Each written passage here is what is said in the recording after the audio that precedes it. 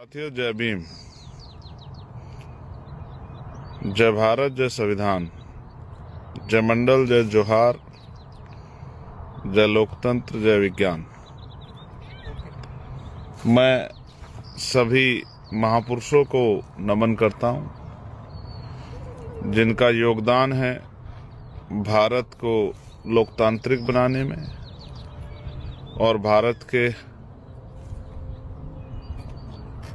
लोगों को, नागरिकों को उनके हक अधिकार देने में। मैं इन दिनों अमेरिका में हूं और यहाँ पर डॉक्टर बाबा साहब अम्बेडकर जी की बर्थ एनिवर्सरी यानी कि उनकी जयंती के कार्यक्रम में एज ए चीफ गेस्ट मुझे आने का मौका मिला है। ये भी सच है कि मैं यहाँ हूँ, मेरा शरीर यहाँ है, लेकिन मेरा पूरा ध्यान इंडिया पर है कि इंडिया में क्या हो रहा है। अचानक से मुझे लाइव इसलिए करना पड़ा कि लगातार मेरे पास सूचनाएं आ रही हैं कि यहाँ इस तरह की सिचुएशन है। सबसे पहले तो मैं आपको विश्वरत्न महिलाओं के मुक्तिदाता, करोड़ों करोड़ों भारतीयों को जबान देने वाले, इज्जत की जिंदगी देने वाले डॉक्टर बाबा साहब अम्बेडकर जी की जयंती की हार्दिक बधाई देता हूं।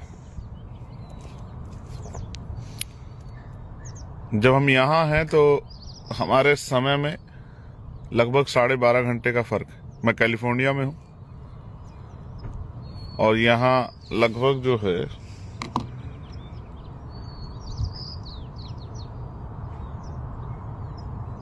8:12 हुए मॉर्निंग के। तो अक्सर मैं जब लाइव आता हूं तो पहले जानकारी दे देता हूं, लेकिन आज अचानक से लाइव करना पड़ा। यहाँ सूर्य निकला है, दिन हुआ है और आपके यहाँ पे रात हो रही है।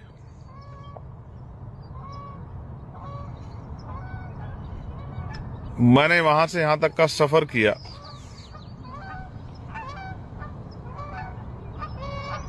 तो दिन रात में बदलाव हो गया है, लेकिन हालातों में बदलाव नहीं हुआ है। मैंने पार्लियामेंट में मांग उठाई थी कि डॉक्टर बाबा साहब अम्बेडकर जी की जयंती पर अवकाश होना चाहिए, उसको राष्ट्रीय पर्व घोषित करना चाहिए। सरकार ने राष्ट्रीय अवकाश घोषित किया है और सरकार ये भी कह रही है कि भाई अगले 15 दिन हमें बाबा साहब अम्बेडकर की जयंती कार्यक्रम मनाना है। अधिकारियों को, कर्मचारियों को जानकारी दी गई है। वहीं दूसरी तरफ जहां तक मेरी जानकारी में है, नई परमिशन नहीं दी जा रही है। एक भी नई परमिशन नहीं दी जा रही है और जहां जहां पहले से भी कार्यक्रम होता है वहां भी डिस्टर्ब किया जा रहा है। ये बात मेरे लोकसभा क्षेत्र नगीना से लेके उत्तर प्रदेश की और देश भर में बहुत सारी जगह से मेरे पास मैसेज है कि भैया हमें परमिशन नहीं दे रहे। तो फिर सरकार का ये बाबा साहब अम्बेडकर की जयंती मनाने का जो आदेश है या राष्ट्रीय अवकाश का आदेश है, ये इनका दोहरा चरित्र है। आजकल आप देखते हैं जो हक वंचित समाज है उनको अपनी धार्मिक, सामाजिक,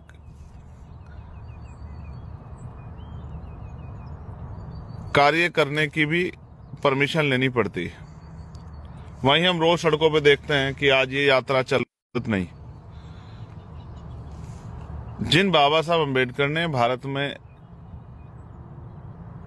भारत के लोगों को सम्मान का जीवन दिलाने के लिए संविधान दिया, उन बाबा साहब अम्बेडकर की जयंती पे भी महामानव बाबा साहब अम्बेडकर की जयंती को सेलिब्रेट करेंगे।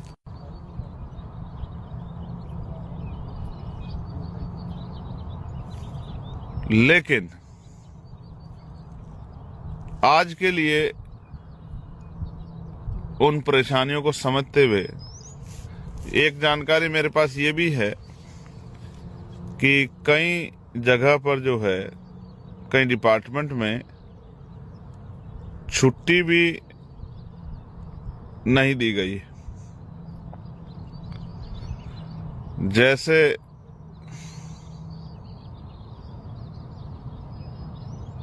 अपर मिशन निदेशक राष्ट्रीय स्वास्थ्य मिशन उत्तर प्रदेश ने ये लेटर जारी किया है कि 14 अप्रैल 2025 को समस्त आयुष्मान आरोग्य मंदिरों पर कार्यक्रम की 17वीं वर्षगांठ पर आयुष्मान आरोग्य शिविर का आयोजन किए जाने के संबंध में, तो इस मिशन से जुड़े हुए उन लोगों को जो डॉक्टर बाबा साहब अम्बेडकर में आस्था विश्वास रखते हैं, उनको बाबा साहब अम्बेडकर की जयंती मनाने की आज़ादी नहीं। और भी कई डिपार्टमेंट हैं जिनके लेटर्स मुझे मिले हैं, वहां काम करने वाले कर्मचारियों की मांग है कि भैया हमसे बाबा साहब अम्बेडकर की जयंती मनाने के अधिकार क्यों छीने जा रहे हैं। ये भी एक कड़वा सच है कि औरों के लिए बाबा साहब अम्बेडकर चाहे फैशन हो या सिर्फ संविधान निर्माता हो या सिर्फ महापुरुष हो, हमारे लिए बाबा साहब अम्बेडकर भगवान से भी बढ़कर हैं। इसलिए मैं सरकार से पुनः ये मांग करता हूं कि देश भर में जहां भी हमारे लोग बाबा साहब अम्बेडकर की जयंती का कार्यक्रम, शोभा यात्रा का कार्यक्रम करना चाहते हैं, अगर सरकार का चरित्र दोहरा नहीं है तो उनको परमिशन देनी चाहिए, उनको सहयोग करना चाहिए, जिससे कि वो डॉक्टर बाबा साहब अम्बेडकर की जयंती के इस अवसर पर अपने और अपने बच्चों के साथ इस जयंती के कार्यक्रम का लाभ ले सके, आनंद ले सके और अपने बच्चों को बाबा साहब अम्बेडकर के बारे में जानकारी दे सकें।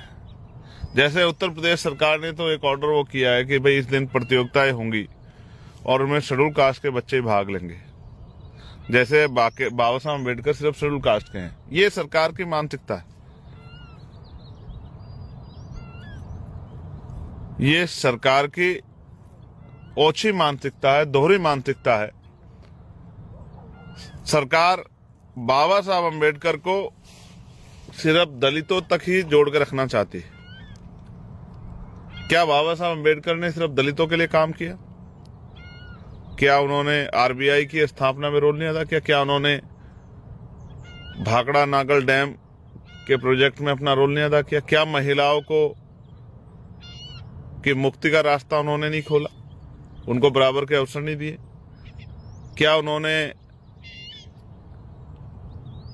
मैटरनिटी लीव महिलाओं को, क्या उसका रास्ता नहीं खोला? क्या उन्होंने 8 घंटे लेबर के लिए काम हो, क्या उन्होंने इसका रास्ता नहीं खोला? क्या उन्होंने देश को फ्रीडम ऑफ स्पीच और फ्रीडम ऑफ एक्सप्रेशन नहीं दिया?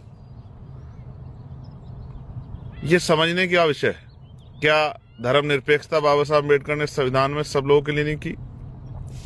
क्या कमजोर वर्गों में SC ST OBC के लिए रिजर्वेशन और अन्य जो है अवसर तैयार नहीं किए? क्या देश के लोकतंत्र में हिस्सेदारी का अधिकार बाबा साहब ने नहीं दिया?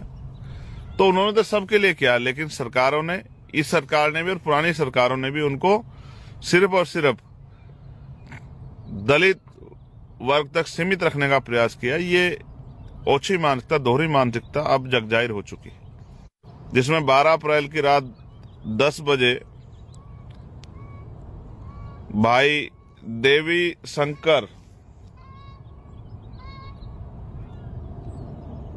को बोझा ढोने के बहाने गेहूं के खेत में ले गए और फिर वहां उसकी जली हुई लाश बरामद हुई। परिवार का कहना है कि उसको जला के मार दिया गया। पुलिस जांच करेगी और हो सकता है पुलिस ये भी कह दे कि वो खुद से जल के मर गया। लेकिन सच ये है कि आज भी भारत में दलितों, पिछड़ों, आदिवासियों, मुसलमानों, जैनों, सिखों, बुद्धिस्टों, ईसाइयों पे अत्याचार धर्म और जाति के आधार पर होता है। यानी कि गैर बराबरी नहीं। तो मैं प्रयागराज प्रशासन से मांग करूंगा कि आप निष्पक्ष कार्रवाई करके उस परिवार को न्याय दिलाने का काम करें।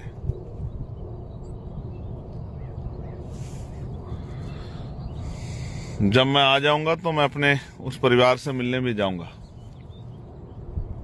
लेकिन अभी मैं देश भर की सरकारों से मांग करता हूं, अन्य अन्य स्टेट में, कि वो डॉक्टर बाबा साहब अम्बेडकर की जयंती की परमिशनें दे और उनको अपने जो साथी कार्यक्रम करना चाहते हैं उनको अपने कार्यक्रम करने के लिए सहयोग करे, ना कि उसमें बाधा बने।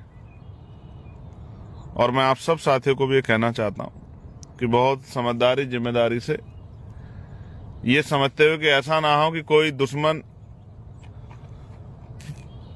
जो विरोधी विचारधारा के लोग हैं वो आपके कार्यक्रम को डिस्टर्ब ना करें। मेरे पास ऐसे भी सूचना है कि कई जगह पे आपके जयंती के कार्यक्रम को डिस्टर्ब करने की तैयारी भी चल रही है। इसलिए मैं प्रशासन से, पुलिस से मांग करूंगा कि वो जहां कार्यक्रम हो रहे हैं उनकी सुरक्षा सुनिश्चित करें।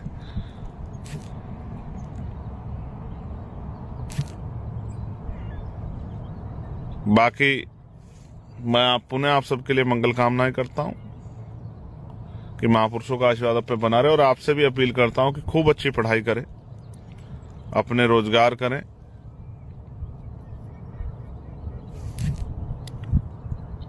बुराइयों से दूर रहें, एजुकेशन को हथियार बनाएं और बाबा साहब अम्बेडकर के उस नारे पे आगे बढ़ने का काम करो। पढ़ो, जुड़ो और संघर्ष करो। शिक्षित बनो, संगठित रहो और संघर्ष करो। Educate, organise, agitate. कई जगह पे परमिशन लगाने की अनुमति भी बाबा साहब अम्बेडकर की प्रतिमा की नहीं दी जा रही। ये भी एक सवाल सबके सामने है। बहुत जल्द आपसे मुलाकात होगी। यहाँ जो अमेरिका, अभी हम लोग बेरिया में हैं, कैलिफोर्निया में, उसके बाद आगे कई जगह के कार्यक्रम हैं, Sacramento, Seattle, Las Vegas, Indiana, Chicago, New York. लेकिन मैं यहां से भी आपसे कहूंगा कि यहां तो मैं उन जगहों को नमन करने आया हूं जहां बाबा साहब ने पढ़ाई की है, जहां बाबा साहब ने अपना जीवन जो है योगदान दिया है, जहां बाबा साहब अम्बेडकर की स्टैचू जो है उनके योगदान की वजह से स्थापित की गई है। लेकिन मैं आपसे भी प्रार्थना करता हूं कि आप भी समझदारी दिखाते हुए, बुराइयों को छोड़ते हुए शिक्षा के रास्ते से आगे बढ़े, डॉक्टर, इंजीनियर, आईएएस, आईपीएस, वकील, जज बने। मेरे मन में यहाँ आके लोगों का जीवन देख के ये भाव पैदा होता है कि वहां आत्मसम्मान का जीवन गरीबों को नहीं मिल रहा है। तो जब तक आपको सुख सुविधा सम्मान का जीवन नहीं मिलता तब तक हम लोग रुकने वाले नहीं। ये बात भी मैं आपको स्पष्ट कर रहा हूं।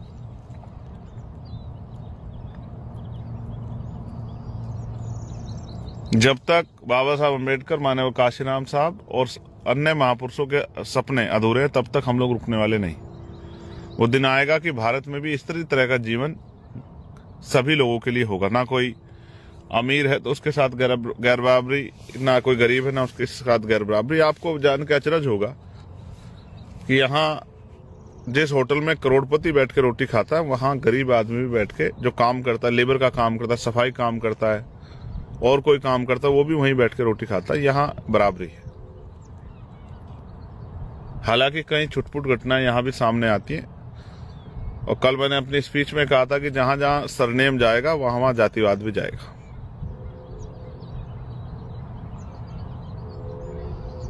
मैं आप सब से प्रार्थना करता हूं बहुत समझदारी से अपना कार्यक्रम करें, और मैं फिर आपसे कहूंगा कि यहाँ दुनिया को देख के बड़ी मन में खुशी होती है, लेकिन अपने देश के हाल देख के मन में बड़ी पीड़ा होती है। तो जब तक वहां रहने वाले लोगों को इज्जत सम्मान की जिंदगी और उन पे होने वाले जुल्म को हम लोग जड़ से खत्म नहीं कर देते। जब तक वहां गैर बराबरी खत्म नहीं हो जाती तब तक हमारा संघर्ष जारी रहेगा। आपका भाई एडवोकेट चंद्रशेखर आजाद आप सबके लिए मंगल कामनाओं के साथ और आशा और उम्मीद कि ऐसे ही आपका सहयोग मुझे बना रहेगा। जय भीम।